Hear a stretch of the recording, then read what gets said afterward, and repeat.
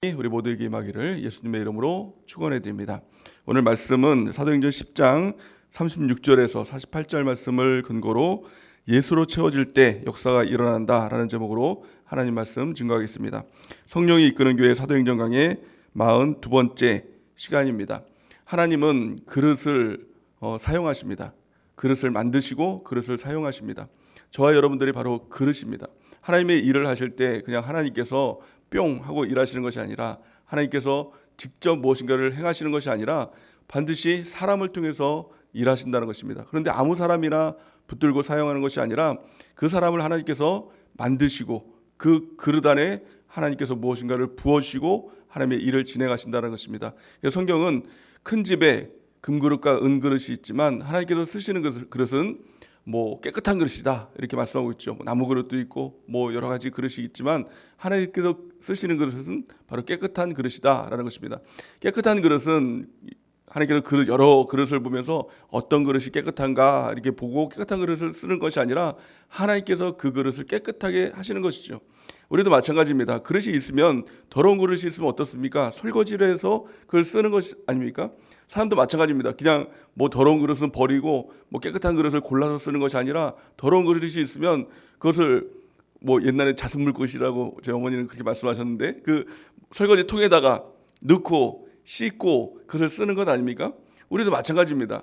하나님이 우리를 바라볼 때 깨끗한 그릇을 찾으신 것이 아니라 더러운 그릇을 씻어서 사용하는 것이죠. 그러니까 저와 여러분들이 더러운 것이라면 하나님께서 나를 사용하지 않겠다라는 것이 아니라 하나님께서 이제 나를 씻으시고 준비시키는구나 라는 것들을 우리가 알아야 되겠죠. 하나님 우리 그릇을 준비시킵니다. 그 그릇을 통해서 일하신다는 것입니다. 오늘 말씀을 통해서 두 종류의 그릇을 보게 되는 것이죠.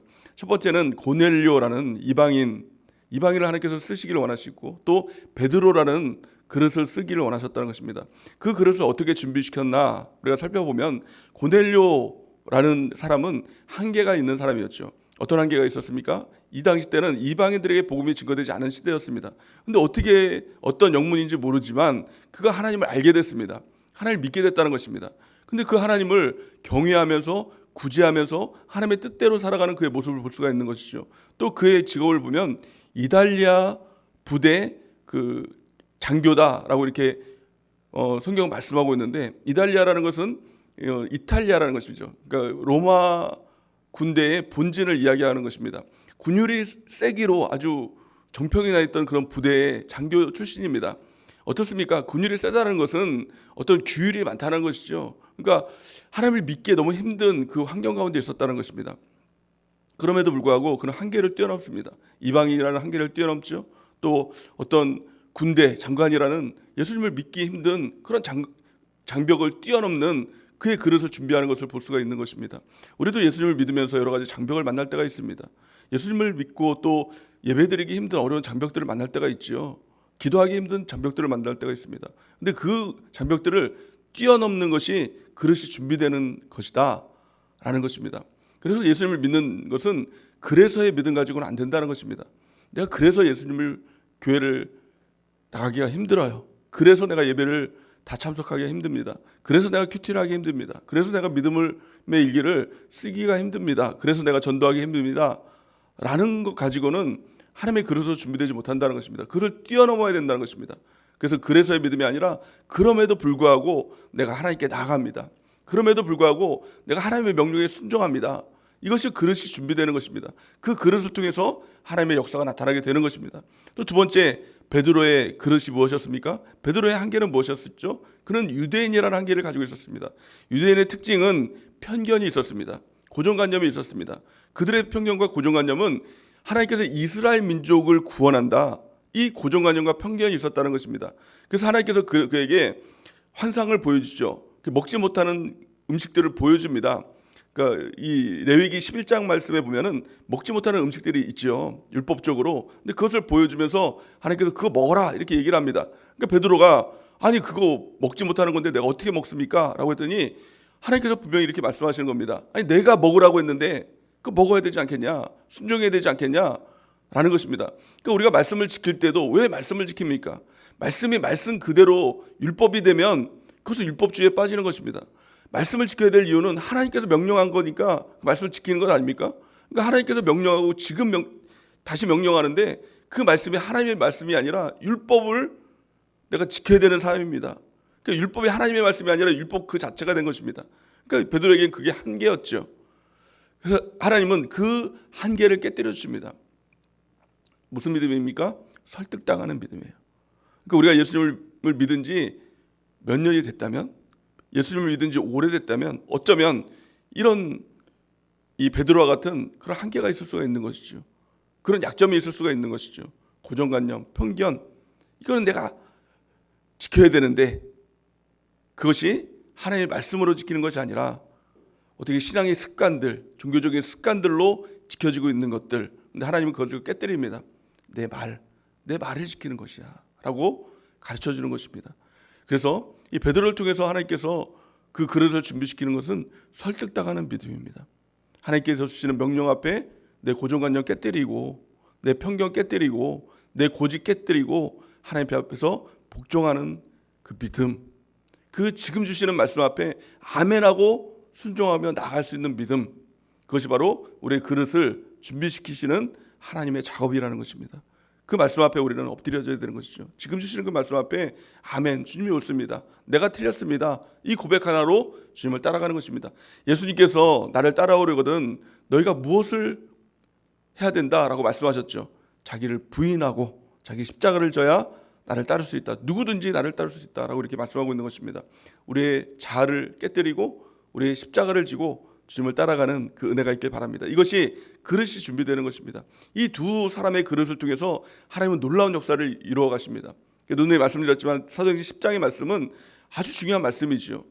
사도행전 10장 말씀을 통해서 이방인에게도 복음이 증거되기 시작하는 것입니다. 또 그를 통해서 저와 여러분들이 예수님을 믿게 된 것이죠. 그래서 어떤 역사가 일어났습니까? 만약 베드로의 그 한계 가운데, 그 편견 가운데, 고정관념 가운데 베드로가 갇혀 있었다면, 그래서 그 복음이 이스라엘에만 머물러 있었다면 이스라엘 민족들이 한 600만 명이 된다고 합니다.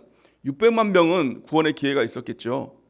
그런데요, 베드로가 그 고정관념을 깨뜨리고 또 한계를 깨뜨리고 편견을 깨뜨리고 설득당하는 그 믿음 가운데 이방인에게 복음을 증거할 때 어떤 역사가 일어났습니까? 지금 전체 인구를 보면 60억 인구가 된다고 합니다. 60억에게 복음이 다 증거되는 그 역사의 첫 시발점이 사도행전 10장 말씀이라는 것입니다. 역사적인 그 말씀인 것이죠.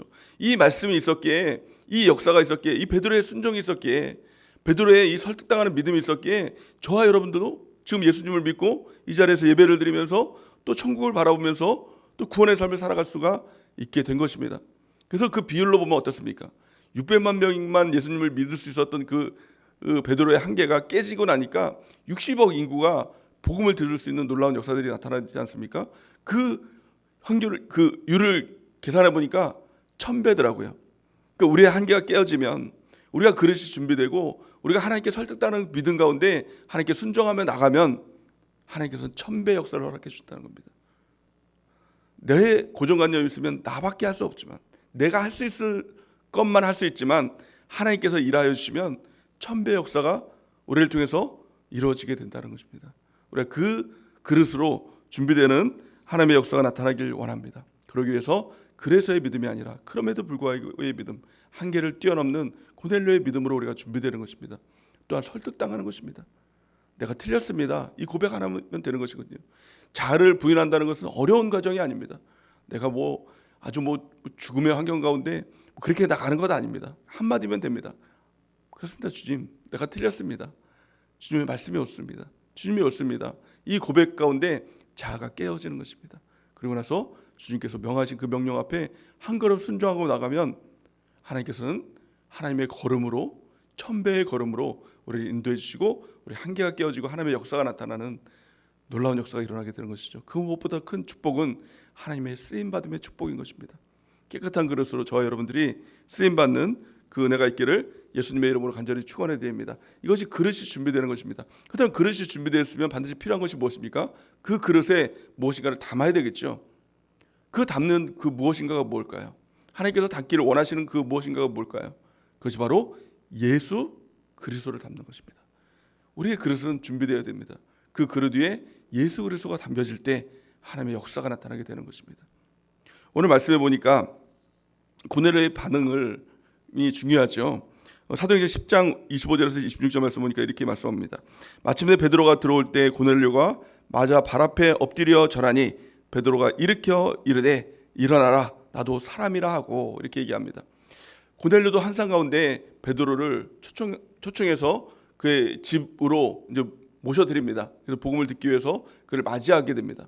근데 사람이라는 존재가 보이는 것에 따라가게 됩니다. 그래서 고넬료가 베드로를 보면서 이거 꼭 하나님처럼 그를 맞이하게 되는 것입니다. 우리가 좀 주의해야 될 것이 있죠. 하나님의 말씀을 증거하는 또 말씀 전달자라든가 또 우리를 양육하는 또 셀장님이라든가 또 하나님의 어떤 기적을 베풀어주는 하나님의 도구로 쓰임받는 사람들이 있으면 하나님을 바라보기 전에 그 사람을 따르려는 그런 속성들이 있는 것입니다. 이런 것들을 주의해야 되겠죠. 베드로도 이것을 주의시키는 것입니다. 나도 사람이다. 너는 예수로 채워야 된다. 하나님으로 채워야 된다라는 것들을 보여주고 있는 것입니다. 저와 여러분들이 영적 리더로 쓰임 받을 때도 마찬가지입니다. 내가 하는 것이 아니라 하나님께서 하신다는 겁니다. 그래서 우리는 이 사도 바울의 표현에 의하면 중매쟁이다 이렇게 얘기를 합니다. 중매쟁이가 뭐 대단합니까? 그게 뭐 능력이 있습니까? 연결시켜주는 역할을 하는 것이죠. 하나님과 그 사람과의 연결시켜주는 사람. 복음 증거하는 것도 마찬가지입니다. 전도하는 것도 내가 무엇인가 뭘 설득하고 뭘 해서 그 사람에게 전달하는 것이 아니라 중매쟁이의 역할을 하는 것입니다. 그것이 바로 복음 전도자의 역할이고 또한 이 영적 리더의 역할이다라는 것입니다. 그래서 예수님으로 채워야 된다라는 것을 베드로는 고넬료에게 말씀하고 있는 것이죠. 전해주고 있는 것이죠. 우리에게 준비된 그릇에 예수님으로만 채워지는 그 은혜가 있기를 예수님의 이름으로 간절히 축원해 드립니다. 베드로는 이렇게 얘기합니다. 이 예수로 채워지는 그 말씀인데요. 36절에서 38절 말씀 우리가 같이 한번 읽어보겠습니다. 오늘 본 말씀 36절에서 38절 시작. 만유의 주 되신 예수 그리스도로 말미암아 화평의 복음을 전하사 이스라엘 자손들에게 보내신 말씀 곧 요한이 그 침례를 반포한 후에 갈릴리에서 시작하여 온 유대에 두루 전파된 것을 너희도 알거니와 하나님이 나사렛 예수에게 성령과 능력을 기름 붓듯 하셨음에 그가 두루 다니시며 선한 일을 행하시고 마귀에게 눌린 모든 사람을 고치셨으니 이는 하나님이 함께 하셨음이라. 아멘. 예수님 말씀만 전하는 것이죠. 예수로 채워지는 것이죠. 예수를 소개하는 것이죠. 뭐 대단한 능력을 하는 것이 아니라 예수님을 그대로 그에게 채워주는 것입니다. 그러니까 복음 증거하는 것은 다른 것이 아니라 예수님을 소개하는 것입니다. 예수님이 누구시고 어떤 일을 하셨고 또 지금 우리에게 어떤 일을 하고 계시는지 또 앞으로 우리 가운데 어떤 일을 행하실지 그것을 알고 예수로 채워주는 사람. 이것이 바로 하나님께서 쓰시는 그릇으로 쓰시는 도구가 되는 것입니다. 저 여러분들에게 그 예수님으로 먼저 채워지는 은혜가 있길 바랍니다. 또 예수님을 채워주는 저 여러분들의 사역이 되는 놀라운 은혜가 있기를 예수님의 이름으로 축원해 드립니다. 예수로 채워지고 났더니 어떤 일들이 벌어집니까? 바로 내 자신이 보여지는 일들이 일어나게 되는 것입니다. 예수님을 보면 내 자신이 보입니다. 근데 내 자신만 바라보면 사실 내 자신이 보이지 않습니다. 예수님을 통해서 내 자신의 정체성이 보이게 되는 것입니다. 내가 어떤 사람이구나. 하나님께서 나를 왜 태어나게 하셨고 왜 나를 창조하셨고 또 왜 나를 예수님 믿게 하셨나. 내가 왜 살아가야 되나. 이것을 깨닫는 것은 예수님을 바라볼 때 그것이 깨달아지기 시작하는 것입니다. 그것이 정체성이라고 얘기를 하죠. 창조된 이유와 목적이라고 얘기하죠. 이것을 알기 전에는 사람들은 그냥 왔다 그냥 가는 삶이 되는 것입니다. 왜 태어났는지 모르고 왜 살아가는지 모르고 또 어디로 가야 될지 모르는 그런 막막한 인생을 살아가게 되는 것이죠. 그래서 왜 삽니까? 물어보면 사람들의 대부분 대답이 무엇입니까? 죽지 못해서 삽니다. 뭐 그냥 살아가는 거죠. 정확한 이유와 목적에 대해서 이야기하는 사람이 없는 것입니다. 그런데요, 예수님을 발견하면, 예수로 채워지면, 예수님을 바라보면 내가 왜 태어났는지 압니다. 내가 왜 살아가야 되는지 압니다. 내가 또한 어디로 가야 할지를 명확히 알고 살아가는 그 인생이 되는 것입니다. 이것이 바로 그리스도인 것입니다. 우리가 그 예수님을 발견하길 바랍니다. 그 예수님으로 채워지는 그 은혜가 있길 바랍니다. 오늘 말씀에 베드로와 고넬료가 예수로 채워졌더니 자기의 정체성에 대해서 이야기를 하는 것이죠. 그 정체성이 무엇입니까? 우리가 어떤 존재입니까? 오늘 성경 말씀 보니까 내가 바로 증인이다. 예수님의 증인이다. 라고 이렇게 얘기하는 것입니다. 우리가 살아가는 이유와 목적은 바로 예수님의 증인으로 살아가는 것입니다. 내가 구원받은 이유와 목적, 그것은 바로 예수님의 증인된 삶을 살아가기 위해서 내가 구원받은 것입니다. 오늘 성경 말씀은 이렇게 말씀하고 있죠. 39절에서 41절 우리 같이 한번 읽어보겠습니다. 시작. 우리는 유대인의 땅과 예루살렘에서 그가 행하신 모든 일의 증인이라. 그들이 나무에 달아 죽였으나 하나님이 사흘 만에 다시 살리사 나타내시되 모든 백성에게 하신 것이 아니오 오직 미리 택하신 증인 곧 죽은 자 가운데서 부활하신 후 그를 모시고 음식을 먹은 우리에게 하신 것이라.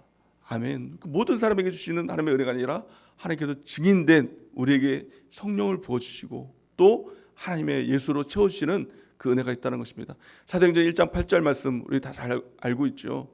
말씀이 무엇입니까?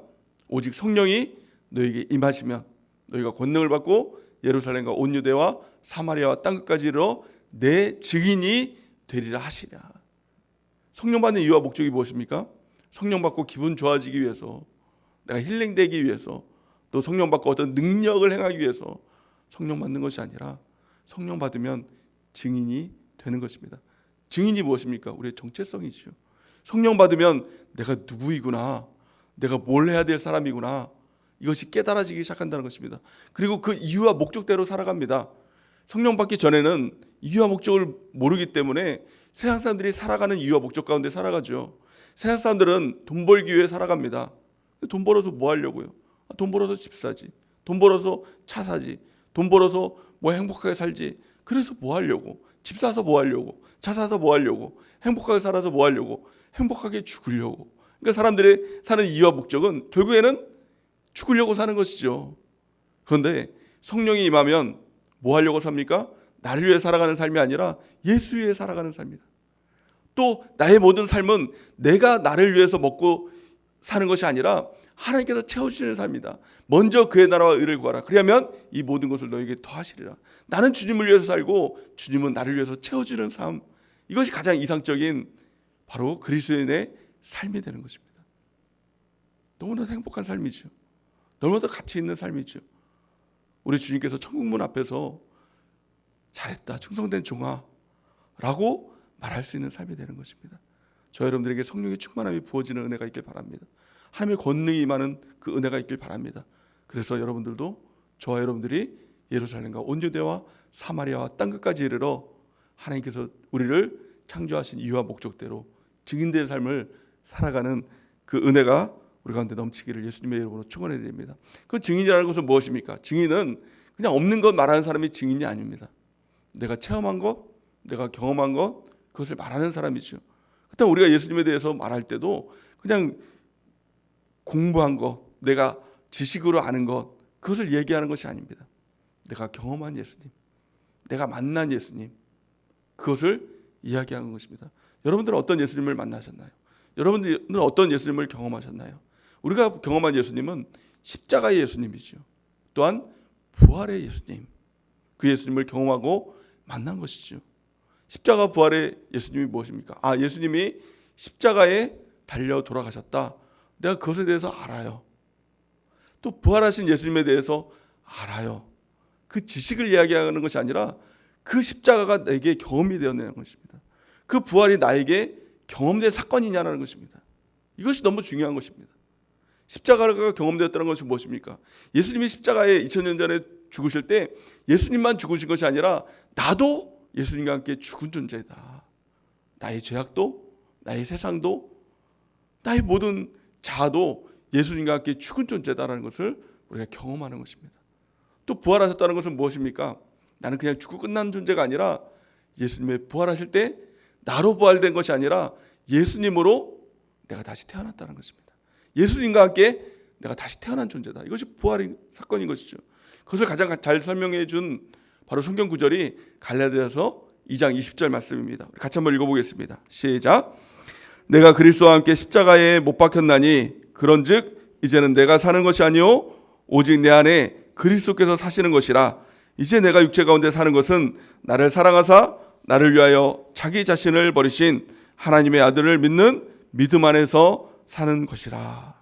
아멘. 이 성경 구절을 또 한 줄로 이렇게 표현하면 어떤 목사님이 그런 이제 표현을 하셨죠. 나는 죽고 예수로 살아가는 삶.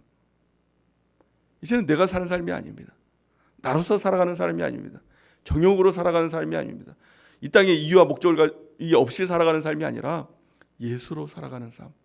이것이 바로 십자가와 부활의 삶인 것입니다. 교회도 마찬가지죠. 교회 능력이 무엇입니까? 십자가와 부활의 교회. 이것들을 우리가 전하며 살아가는 삶인 것입니다. 나는 죽고 예수로 살아가는 삶. 이것을 경험하고 이것을 체험하고 이것을 증거하는 삶이 곧 증인된 삶이라는 것입니다. 십자가 부활을 체험하지 않으면 전도가요 단지 숙제가 됩니다. 단지 내 지식을 전달하는 어떤 숙제가 되는 것이죠. 그러니까 부담이 되는 것이죠. 일이 되는 것이죠. 전도가 힘든 일이 되는 것이죠. 전도는 사랑입니다. 왜냐하면 사랑은 경험되는 것이죠. 이 경험된 것을 이야기하는 것입니다. 사랑 이야기 하라 하면 여러분들 옛날 얘기에서부터 쭉 이제 레파토리가 나오지 않습니까? 내가 그 사람을 언제 만나고 그 사람을 만났을 때의 감정이 어떻고 그 사람과의 그 사랑에 대해서 이야기하면 너무 신나서 이야기할 수 있을 것입니다. 왜냐하면 내가 다 경험된 사건이기 때문에 이야기하는 거 그 부담이라고 얘기할 사람은 없을 것입니다. 너무 즐거울 것입니다. 그런데 하나님과의 사랑, 하나님과의 십자가와 부활의 그 사랑이 내 경험됐냐는 것입니다. 이것에 대해서 이야기하는 것이 왜 부담이 되냐는 것이죠. 왜 이것이 숙제가 되냐는 것이죠. 그것이 단지 지식에 머물고 있기 때문에. 정말 내가 주님을 만났는가? 정말 내가 십자가를 경험했는가? 내가 정말 부활을 경험했는가? 우리가 점검해 봐야 되는 것입니다. 만약 그것이 없다면 정말 하나님 앞에 엎드려서 십자가를 구하고 또 그 부활의 예수님을 우리한테 모셔드리고 그것이 경험되는 사건이 될 때 우리가 전도하는 삶을 살아가게 되는 것입니다. 오늘 42절 43절 말씀을 같이 한번 읽어보겠습니다. 시작.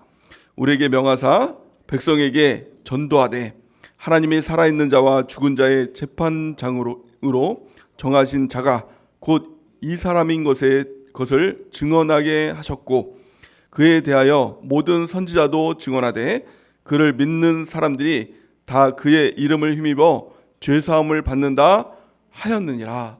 아멘. 이 베드로가 고넬료에게 전도를 하고 있죠. 전도의 메시지는 아주 여러 가지가 아니었습니다. 한 가지였습니다. 예수님에 대하여. 예수님 바라보라. 예수님 바라보면 산다. 이거 전하는 게 전도입니다. 저 여러분들도 그랬잖아요. 무엇으로 살았습니까? 예수님 때문에 살았잖아요. 예수님 바라보고 산 것 아닙니까? 예수님 믿어서 산 것 아닙니까? 근데 어떻게 보면 이게 정말 미련한 것 같아요. 세상 사람들의 필요는 여러 가지입니다. 나는 돈이 있어야 되고 나는 건강이 있어야 되고 나는 어떤 마음의 평강이 있어야 되고 행복해야 되고 여러 가지 필요가 있습니다. 근데 우리의 답은 뭐예요? 예수 그리스도 한 분. 예수님 바라보면 돼. 예수님 바라보면 그 모든 것 채워줄 수 있어. 백문일답 예수님이야. 이것을 전해주는 것입니다. 그러나 세상 사람들의 입장에서 보면 미련해 보이는 겁니다. 예수님 믿으면 그게 다 해결돼? 예수님 믿으면 병이 치유돼? 예수님 믿으면 뭐 돈이 나와? 떡이 나와? 예수님 믿으면 뭐 마음의 평강이 있어? 라고 할 수도 있습니다. 그러나 우리는요, 맞아, 예수님 보면 살아. 이 미련한 방법이죠. 근데 그것을 전하는 사람이 저희 여러분들 전도자라는 것입니다. 성경은 이렇게 말씀하고 있습니다. 고린도전서 1장 21절 우리 같이 한번 읽어보겠습니다. 시작. 하나님의 지혜에 있어서는 이 세상이 자기 지혜로 하나님을 알지 못하므로 하나님께서 전도에 미련한 것으로 믿는 자들을 구원하시기를 기뻐하셨도다. 아멘. 전도는 미련한 방법입니다. 그럼에도 불구하고 그 미련한 방법으로 전도해야 된다는 것입니다. 예수님 믿어. 그러면 살아. 예수님 바라봐. 그러면 넌 살 수 있어. 라고 말해주는 것. 이것이 바로 전도인 것입니다. 이것은 마치 이 출애굽 사건을 보면 불뱀에 물린 그 백성들이 불뱀에 물리지 않습니까? 불순종함을 통해서 불뱀에 물렸습니다. 다 죽어갑니다. 근데 하나님께서 이 모세에게 명령하시죠. 놋뱀, 이 불뱀을 놋 모양으로 만들어서 창대 높이 달아라. 그리고 백성들에게 이렇게 얘기해라. 저 뱀을 보면 산다. 이거 얘기해라. 아니 미련하죠. 아니 뱀을 보면 살아요? 노뱀 보면 삽니까? 죽어가는데 펄펄 열이 끓는데 해독제를 줘야 되는데 노뱀 보면 산다. 아니 되게 미련해 보여요. 근데 결과적으로 보면 어떻습니까? 그 말씀대로 노뱀을 본 사람은 다 살았고, 아유 그런 바보 같은 얘기 하지 마. 안 본 사람은 다 죽었습니다. 이게 답이에요. 예수님 믿으면 삽니다. 그럼 믿으면 다 삽니다. 저 여러분들이 다 살았잖아요. 안 믿으면 죽습니다. 불뱀에 물려 죽은 것 같이 다 죽습니다. 우리의 사명은 무엇입니까? 모세와 같이 노뱀 바라봐라. 예수님 믿어라. 그러면 산다라고 전해줄 수 있는 사람이 바로 저와 여러분들인 것입니다. 이것이 바로 증인의 사명인 것이죠. 성경은 이렇게 말씀하고 있습니다. 요한복음 3장 14절에서 16절 우리 같이 한번 읽어보겠습니다. 시작. 모세가 광야에서 요한복음 3장 14절에서 16절 시작. 모세가 광야에서 뱀을 든 것 같이 인자도 들려야 하리니 이는 그를 믿는 자마다 영생을 얻게 하려 하심이니라. 하나님이 세상을 이처럼 사랑하사 독생자를 주셨으니 이는 그를 믿는 자마다 멸망하지 않고 영생을 얻게 하려 하심이니라. 아멘. 이것이 바로 이 말씀인 것입니다. 모세가 광야에서 뱀을 든 것 같이 인자도 들려야 하리니 그것이 바로 예수님이라는 것입니다. 이는 그를 믿는 자마다 영생을 얻게 하려 하심이라. 믿는 방법밖에 없어요. 그러니까 불뱀에 물렸을 때 죽어갈 때 노뱀 바라보는 방법밖에 없었던 것처럼 예수님을 믿는 방법밖에 없는 것입니다.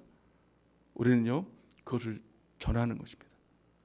예수님 보면 살아. 예수님 믿으면 살아. 너도 예수님 믿어 라고 전할 수 있는 것, 이것이 바로 전도인 것입니다. 전도할 때 하나님의 역사가 나타나는 것입니다. 우리는 단지 복음을 전하지만 그 복음이 능력이 되는 것입니다. 그래서 복음이 능력이 돼서 믿음으로 믿음에 이르게 하는 하나님의 역사가 나타나게 되는 것입니다. 이 복음을 증거할 때 어떤 역사가 일어났습니까? 오늘 본 말씀에 보니까 그 성령의 부으심의 역사가 나타났다고 말씀하고 있죠. 44절 45절 말씀을 같이 한번 읽어보겠습니다. 시작. 베드로가 이 말을 할 때에 성령이 말씀 듣는 모든 사람에게 내려오시니 베드로와 함께한 온 할례 받은 신자들이 이방인들에게도 성령 부어주심으로 말미암아 놀라니. 아멘. 베드로는 단지 예수님에 대해서 이야기했습니다.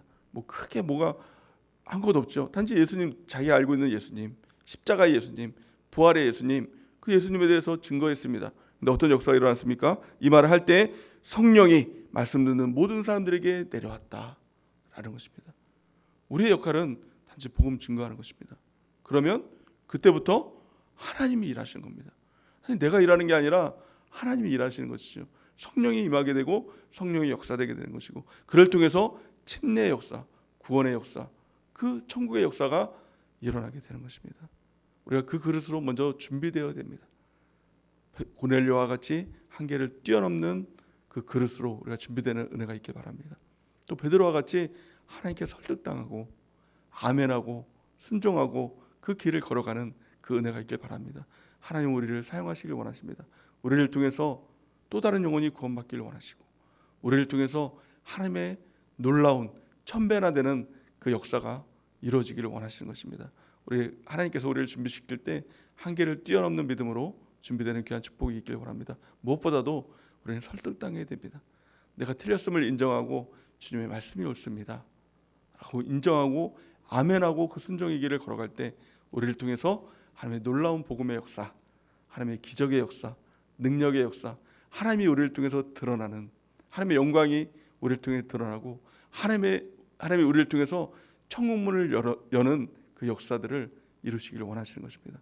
저 여러분들이 이와 같은 도구로, 이와 같은 그릇으로 평생토록 쓰임받는 그 은혜가 넘쳐나기를 예수님의 이름으로 간절히 축원해 드립니다. 이 시간 우리 하나님